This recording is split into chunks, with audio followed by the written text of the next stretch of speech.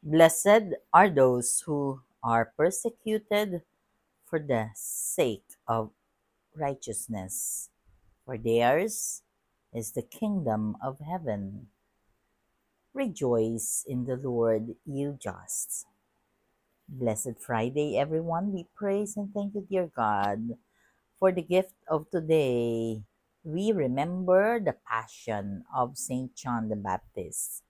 We praise and thank you for the gift of love, the gift of life, the gift of family, of community, of belongingness, and syempre, it's weekend. Thank God, it's Friday. Today, in the Gospel, we are being reminded about, mahaba itong Gospel na to, about the beheading of John the Baptist. Ikwento natin ha. Si Herod ay naniniwala siya kay John the Baptist, but he arrested and bound him in prison. Bakit? On account of Herodias, yung wife niya. Yung wife ng brother niya na si Philip, whom he had married. So, asawa ng kapatid ni Herod, ang asawa niya si Herodias. Pero inasawa niya rin, pinakasalan niya. So, ano ang sinabi ni John the Baptist sa kanya, hindi tama yon. So, nanindigan si John the Baptist at dahil dyan, pinakulong siya ni Herod. Pero, si Herodias galit sa kanya at nagkimkim ng sama ng loob doon kay John the Baptist. Pagkatapos, pero sa totoo lang, talaga namang naniniwala si Herod kay John the Baptist, knowing him to be a righteous and holy man. Ganon ang sitwasyon.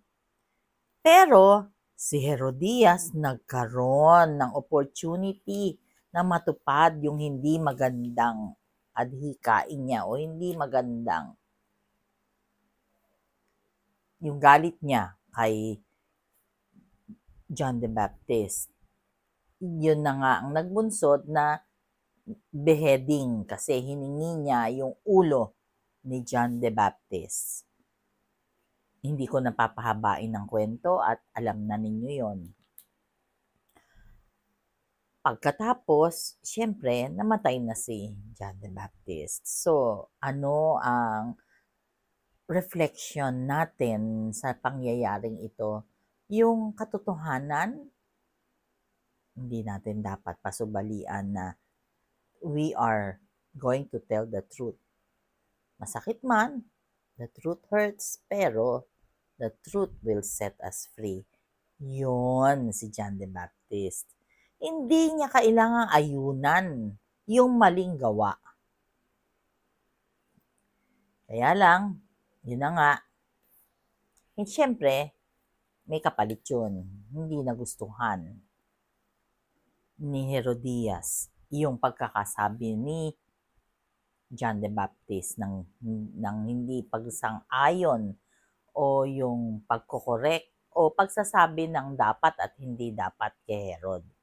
Pero itong hari na to, alam niya naman ang tama kasi sumusunod nga siya kay John the Baptist, naniniwala nga siya eh. Pero umiral yung pagnanasang hindi maganda. Kaya it will not lead to maganda eh. Kasi kasalanan, hindi tama, pero tutuloy mo pa rin kahit na alam mo nang hindi tama, di ba? Nakakalungkot lang kasi kung ganito ang ginagawa talaga ng mga tao, paano na, di ba? Yun yung mga bagay na dapat tayo ay manindigan sa katotohanan. Pag hindi tama, mali yun. Huwag nating sabihing tama yung mali dahil hindi tama. Mali nga eh, di ba?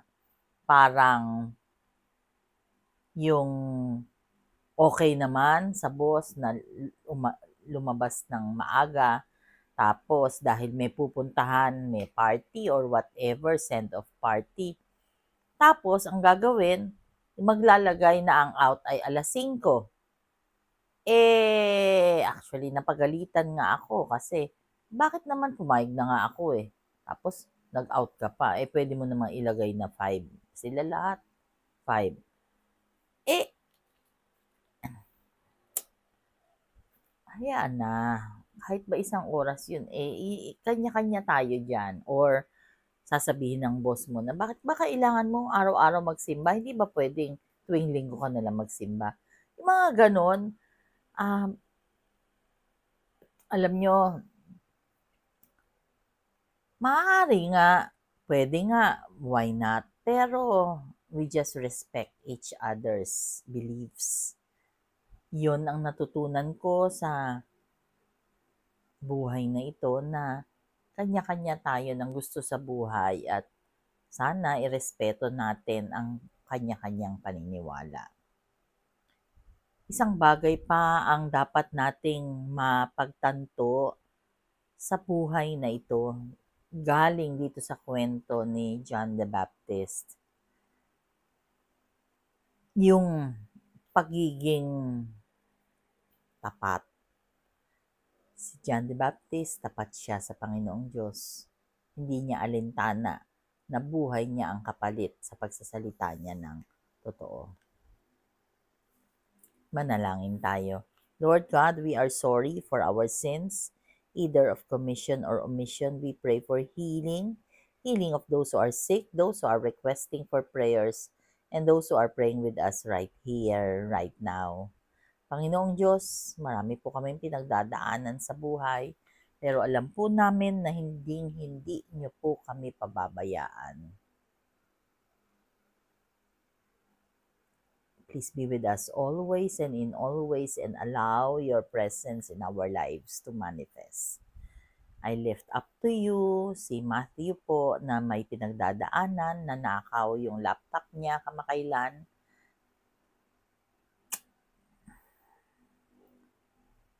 Ako po, I need to undergo CT angiogram.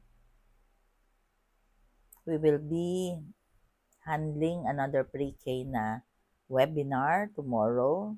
I lift up to you all the couples. There will be 12 couples who are attending. I lift up to you yung mga mangyayari pa po. Marami pang kaganapan. Ikaw po ang bahala at manguna sa lahat ng mga bagay na ito. I also lift up to you si Susie, yung pamangkin ni June, and her family who are going back to Dubai tonight. All this we pray in your mighty name through the intercession of our blessed Mama Mary. Amen. God bless.